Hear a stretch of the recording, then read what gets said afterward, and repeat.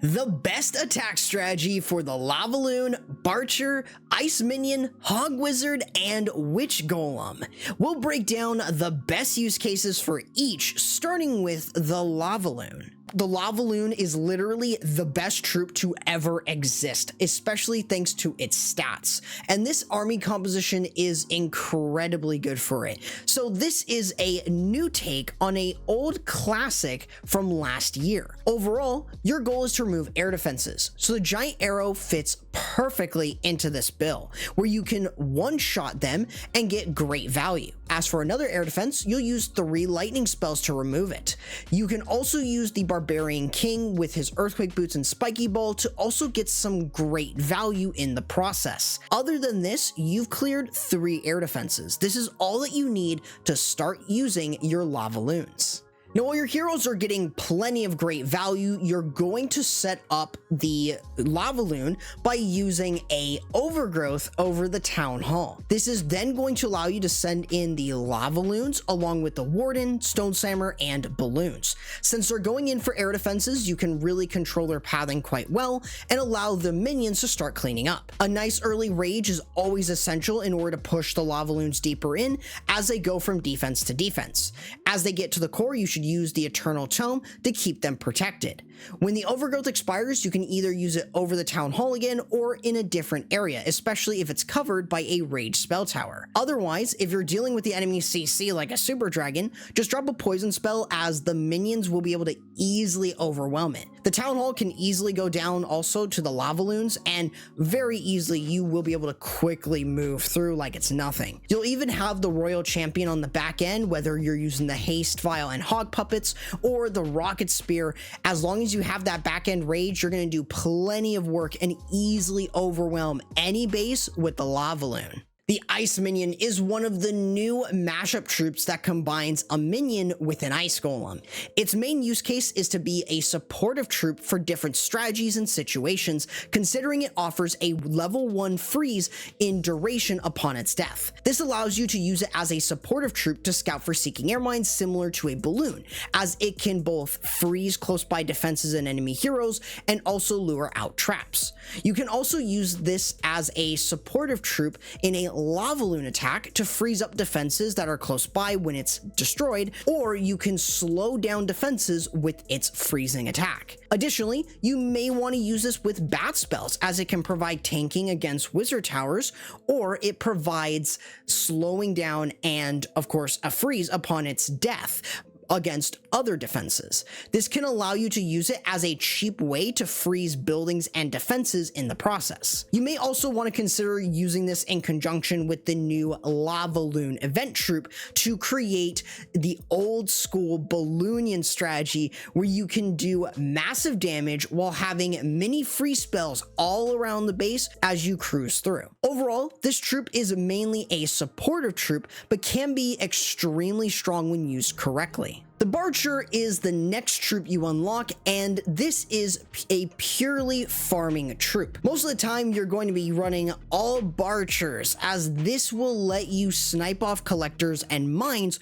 while also being able to focus on storages and gathering that sour elixir. Most of the time, Town Hall 6 to Town Hall 10 players are going to get the most out of this troop due to being a direct replacement to the Sneaky Goblin.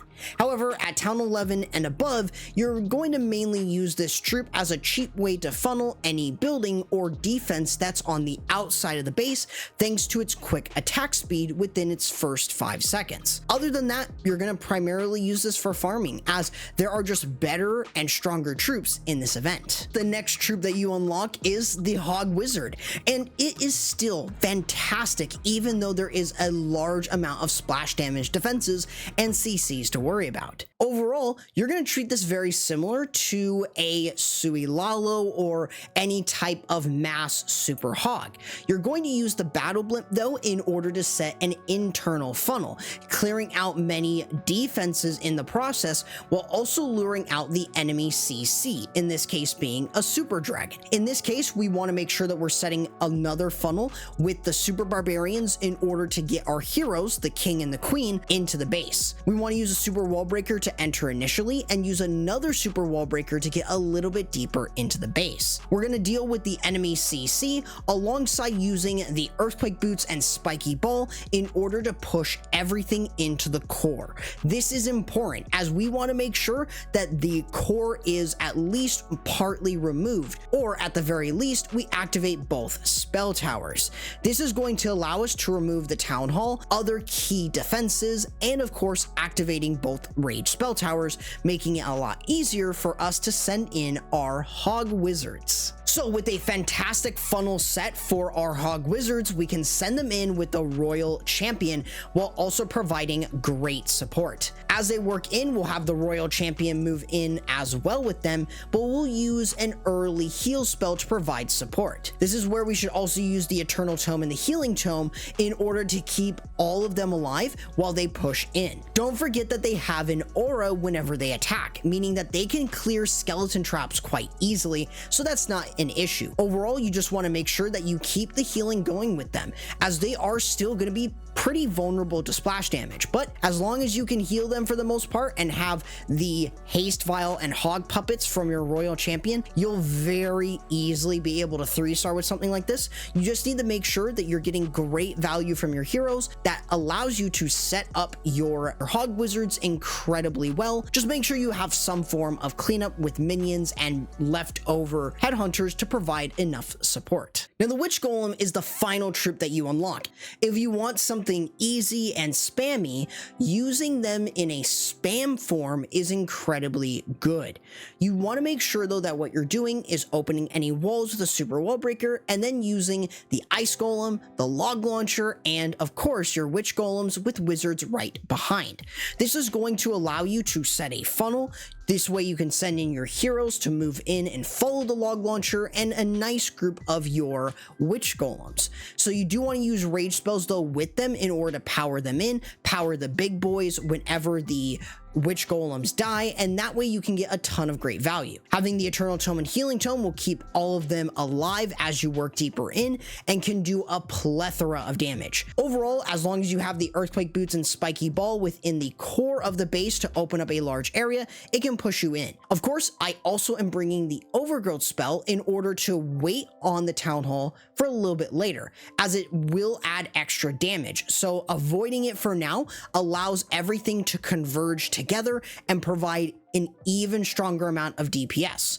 We even have the Royal Champion over on the back end of the base to help clear out defenses, helping the Witch Golems out by quite a bit, but also then using a Rage and Freeze in order to help clear the Town Hall on the back end and easily overwhelm with all of the big boys, skeletons, and golems as you move around, making this an extremely easy strategy. Now, if you still are interested in using druids or want to figure out if they're useless or not, check out this video right here where I teach you how to use the druids post nerf.